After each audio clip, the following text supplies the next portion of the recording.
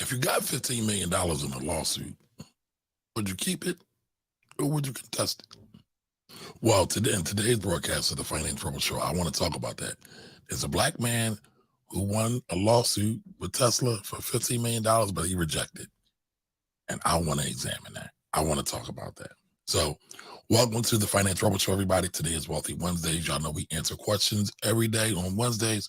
So, if you have any money questions, stocks, taxes, bonds, business, economics, I'm here to answer them for you live. Now, I want to talk about, however, this Tesla case where a black man won a lawsuit for $15 million and he rejected it. So let's get into that. Now, again, welcome to today's broadcast. Give me 1 second because I need to share this out with everyone. Oops. So excuse me for not having this up right already. But here we go real quick.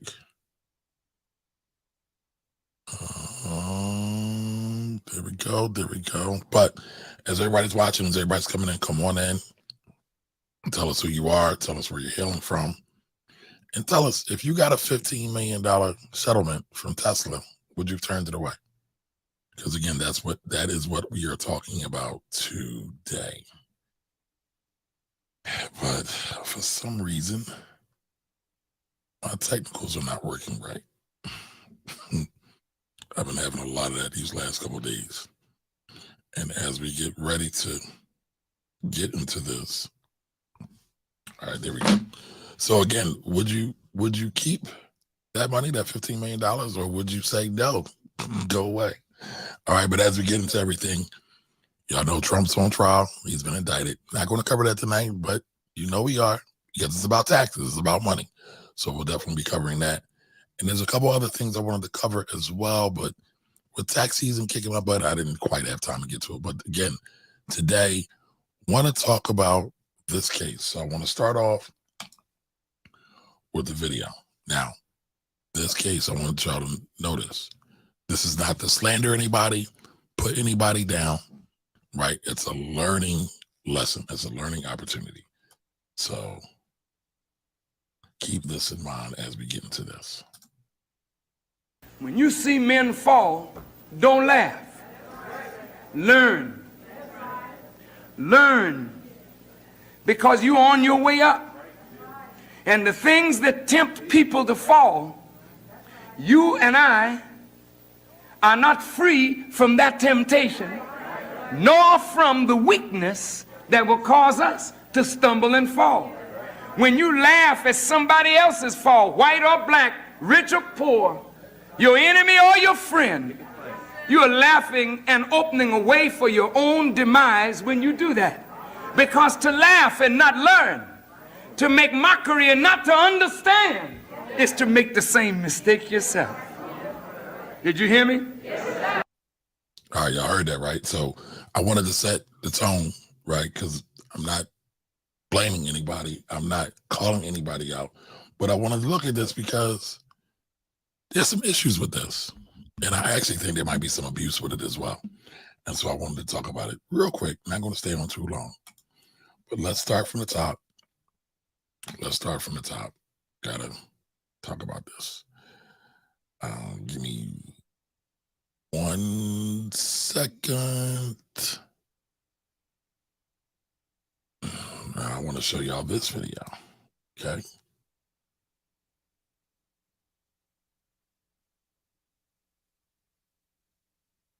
We're hearing from a former Tesla employee who sued and won a discrimination lawsuit against the automaker.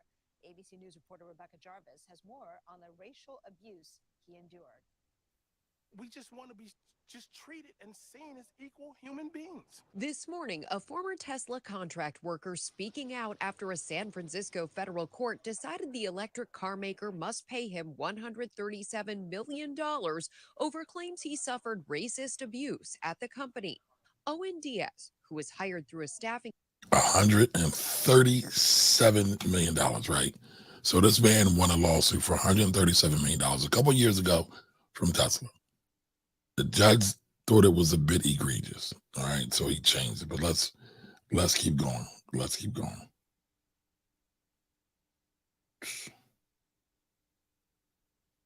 agency in 2015 as an elevator operator at Tesla's factory in Fremont, told the court he faced a hostile work environment where employees drew swastikas and racist graffiti on bathroom stalls, where coworkers told him to go back to Africa, and ethnic slurs were heard routinely. Diaz says nothing was done to stop it, quitting after roughly 1 year on the job and ultimately suing. They decided not to follow through. They decided to kill investigations. You know, you can't keep treating workers like this. Now, Tesla, who's... So this man was an elevator operator at Tesla, right? Called him all kinds of things, called him monkey, probably called him the N-word several times, draw swastikas, right? And this is where we're at now. This is, again, he said they stopped an investigation. So it sounds like they didn't really go too far. And as I said previously, he won $137 million. $137 million. So clearly Tesla was in the wrong. All right, I want to establish that. Founder and CEO is Elon Musk, ordered to pay Diaz $130 million in punitive damages and $7 million in emotional distress, an unprecedented amount for racial discrimination cases. A lot of people are living paycheck to paycheck. They have to choose to take the abuse that these billion-dollar companies are putting out or feed their families. In an internal email to employees Monday following the verdict, posted on the company's website, Tesla's VP of People writing, although the facts they have of the case don't justify the verdict reached by the jury in San Francisco, we do recognize that in 2015 and 2016, we were not perfect. We're still not perfect, but we have come a long way from 5 years ago. Hopefully it will make them change and make other companies change and realize racist conduct has no place in the workplace. This is not the first time Tesla is facing claims of a hostile and racist work environment. So this is not the first time Tesla has faced claims like this, right? And so as they talked about, they've covered all this before. This has been happening in 2015, 2016. You even see that Tesla had, she's not there any longer, but had a black woman as the head of HR. Now again, $137 million. It's a lot of money, y'all. A lot of money. Oops. Environment. The company is currently facing a pending civil rights class action lawsuit brought by employees in 2017. Tesla denies those claims. So they've been sued again, right? This is a class action lawsuit. Class action lawsuit, and again, I'm not a lawyer, but that's when they get a whole bunch of people to say, this is what happened. Nobody gave me any remedy. Nobody helped me. And they owe us money. There's damages there. Rebecca Jarvis, ABC News. All right, so that's the deal, right? $137 million was the award that that man received from the judge, right? Now, as I said earlier, the judge kind of overturned it. He stepped in. Now, I'm going to show that to you now as well. And I'm going somewhere, so just stick with me, y'all. Stick with me, y'all. So I want to show this article.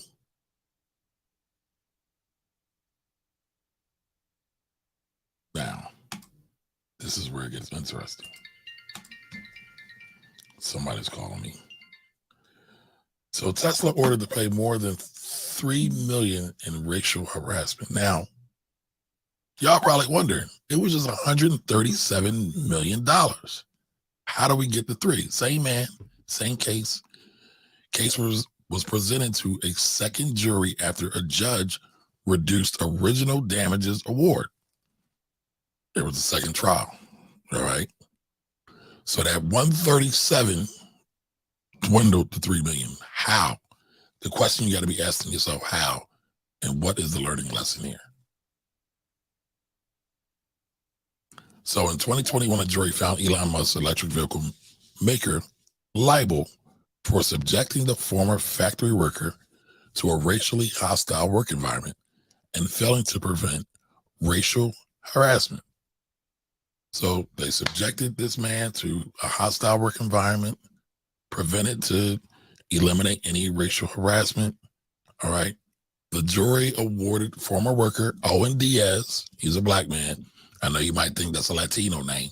He's a black man, right? They awarded him $137 million in damages.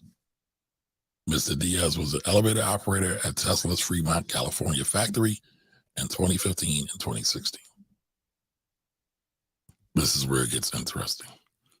U.S. District Judge Warren Orrick cut that award last year to $15 million, calling the original damages excessive.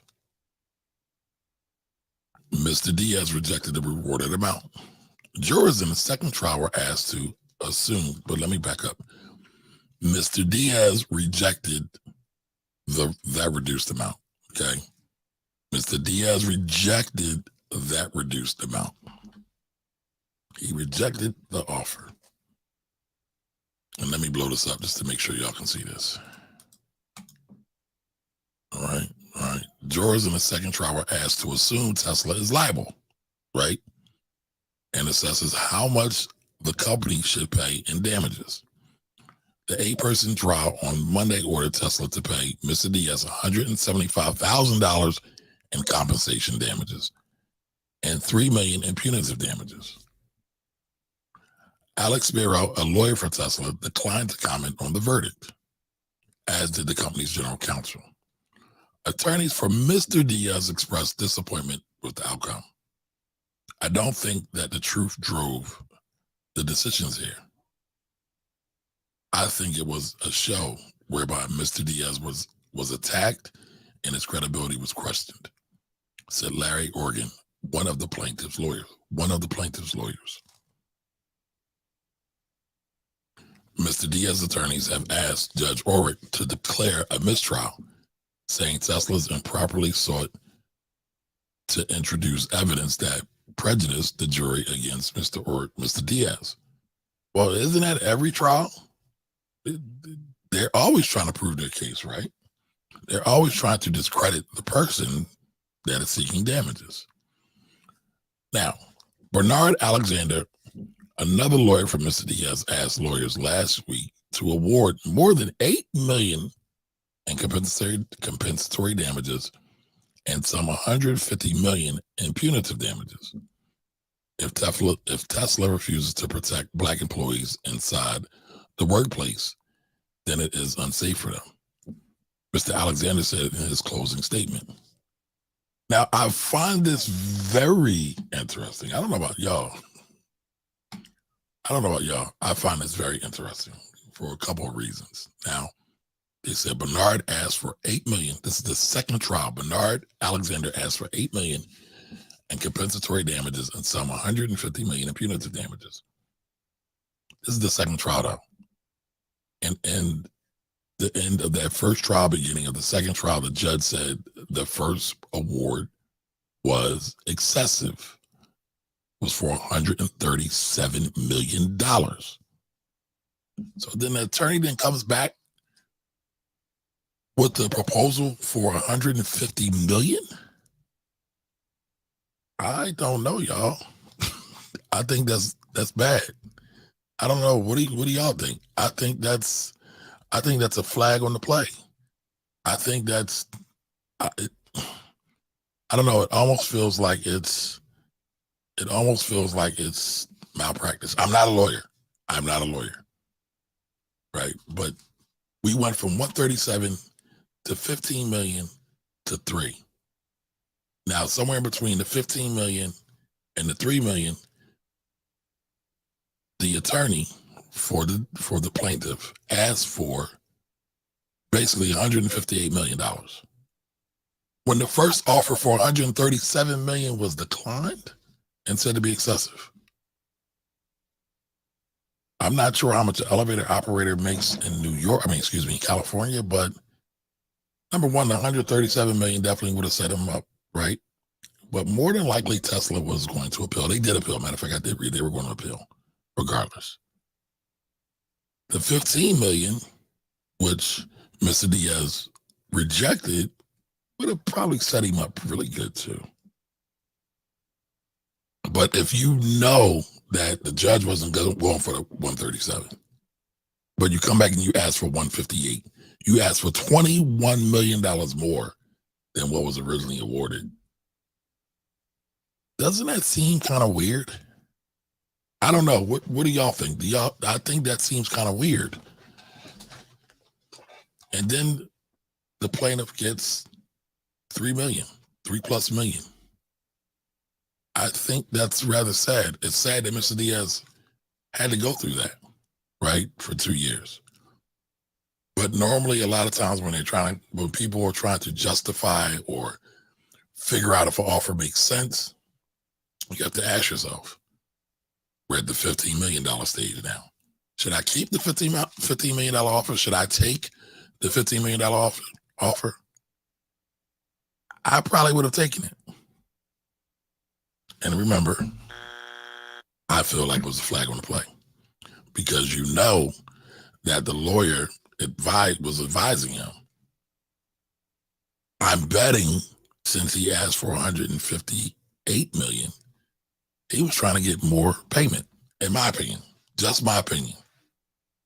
I don't know this to be factual, but I'm just looking at the case and I'm wondering what in the world went on. Why would this elevator operator say no to $15 million? And of course, we got lawyers' fees. That's usually a third. Sometimes it goes down, but let's say it's a third. It's $15 million. The plaintiff, Mr. Diaz, has $10 million left to live his life. And of course, I'm not sure about on this case, he might have to pay some taxes. I have to go back and look if any of it was for, I believe compensatory damages will require some taxation of some sort. But even with tax, even with the lawyer's fees, it's still way more than $3 million. I don't know. What do y'all think? Tell me what y'all think in the chat. Would you have taken the $15 million settlement or offer at the end of the first case, or would you go into trial a second time? Risk it all to try to get more money. Now, again, I preface this. I'm not laughing at Mr. Diaz because I would have did a cost-benefit analysis. I would have said, I'm an elevator operator. I'm not sure how much the average elevator operator makes in California. I'm an elevator operator in California. Probably not making a boatload of money. Might be making $100,000 or less. It's Cali. Everything costs more in Cali. I'm actually looking up now. I'm an elevator operator, average salary, California. Right. So we're looking at $15 million settlement. Let's say 10, all in.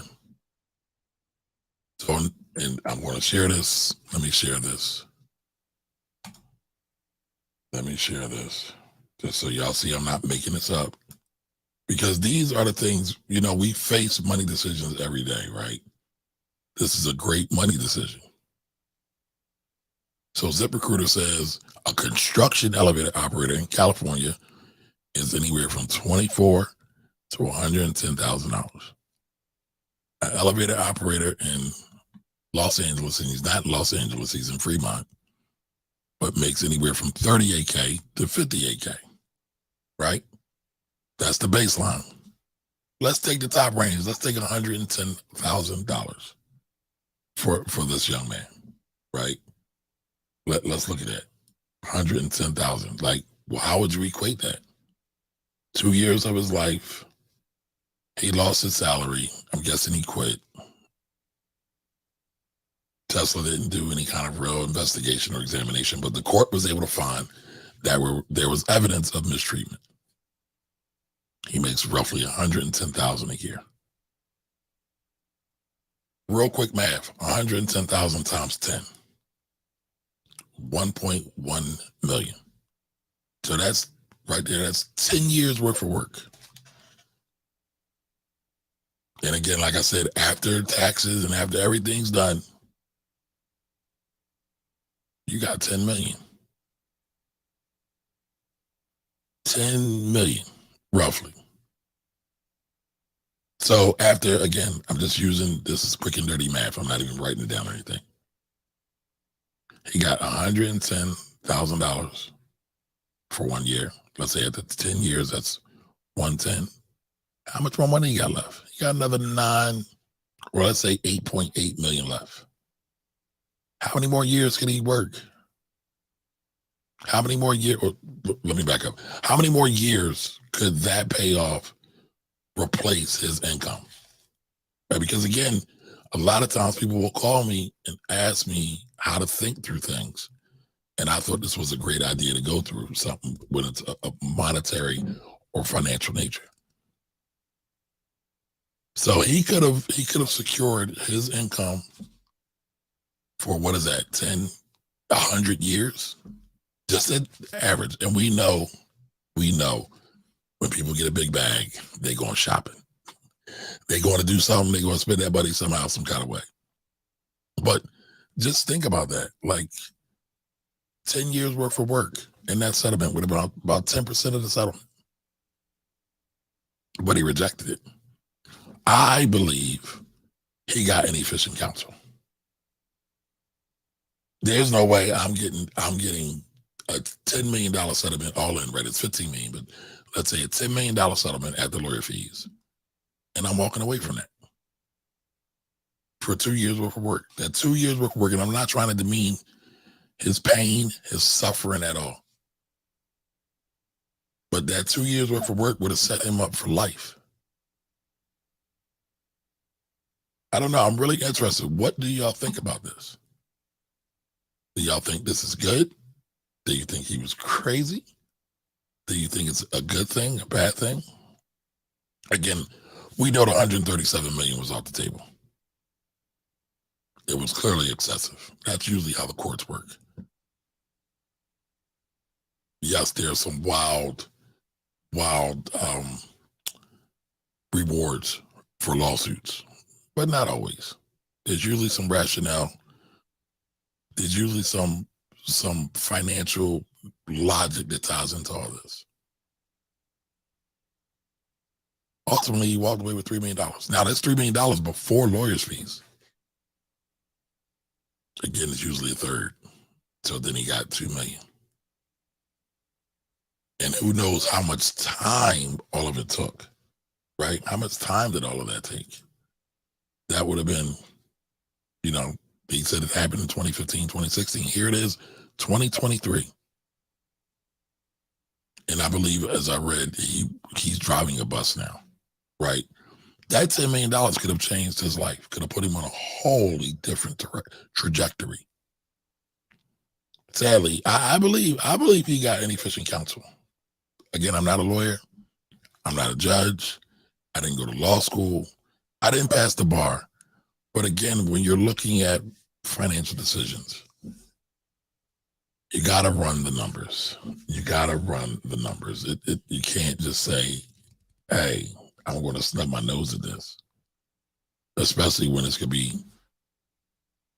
life-changing.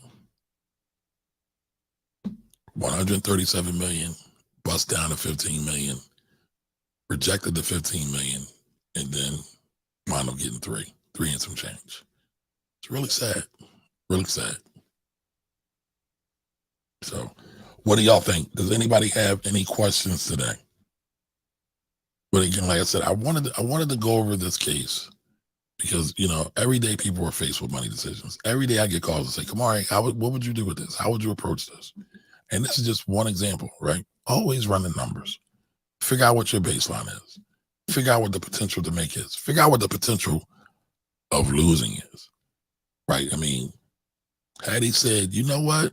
If we go to trial again, I might not win 15 million. I might win nothing. Even though that was highly unlikely, right? Because they already said that all the facts of the case proved that Tesla was negligent for racial discrimination in their workplace. All the facts pointed to that, right? So he still would have won something. The question was, how much is something? That's the question. I think you could rationally see how he got the 3 million. And let me back up. When I'm saying rationally see, right? You could do a worst case scenario and say, we got 15 million now. Let's cut that in half. 7.5. Worst case scenario. Could we have a worst case scenario? We cut that 7.5 in half. What's that, like 3.75 also? 3.75 million. That's close to the 3 million, right? That would have been easy to say. There's a likelihood that you might only walk with 3.5 million. All right, let's cut that in half again. Do you think it's likely that they're going to cut, I don't know, again, another 1.6, 1.7 million? Can you walk with that? Could that be the final award, since the judge was not going for this in the beginning and you chose not to accept this? Right? So you could have been doing this math on a pencil and paper before you said no. I'm wondering what the lawyer did, right? Because I'm leaning towards this is the lawyer's fault. I'm leaning towards this is inefficient counsel. But what did the lawyer do? Did he run the numbers? Did he get greedy? I really hope not. I really hope not. I would love, if this was my family member and I was in the room, I'd be cussing everybody out. We probably had to fight. No, you're not walking away from that 15 million. No, sir. Not at all. But I don't know. But listen, before I go, if anybody has any questions, any money questions, any financial questions, go ahead and throw them in the chat. I'm here for a little bit. We're here for a little bit. Any questions about taxes, stocks, business, economics, any questions you got, go ahead and throw it in the chat. Put a Q in front of the question so I can keep track of them, and I will definitely answer your question. All right, so we do have a statement here. All right. So Fallon Sonny says, I would have took what they gave because it is better than what I have now, and find a way to turn what I have and double it, and especially since it is possibly that I will walk away with nothing. I mean, yeah. Like I said, this is no shade. This is on Mr. Diaz. I think he was probably taken advantage of. But yeah, I agree. I agree. There's no way. There's no way that we're just walking away from $15 million. I wasn't maimed, right? Physically harmed or anything like that. Now, again, I am not trying to belittle the mistreatment, the abuse that Mr. Diaz got, because it definitely was. It was totally wrong, flat out wrong.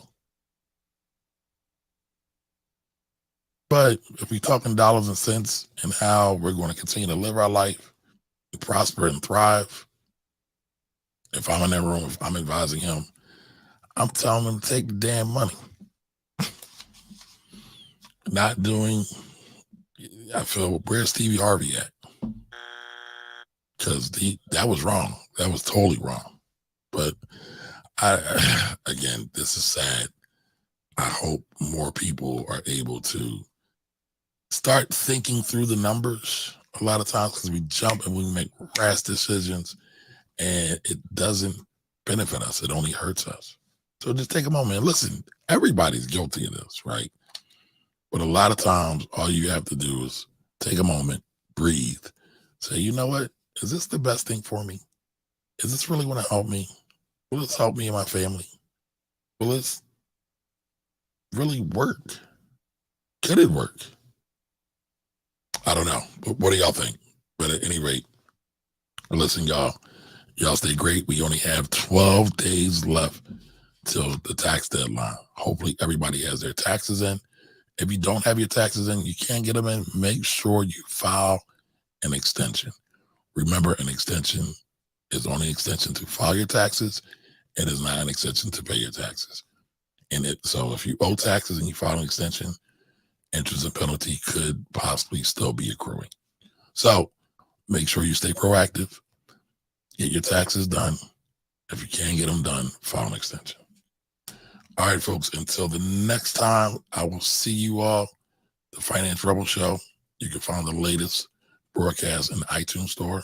or the iTunes. It's called the podcast store now. You can just look up the Finance Rebel Show and give it a listen.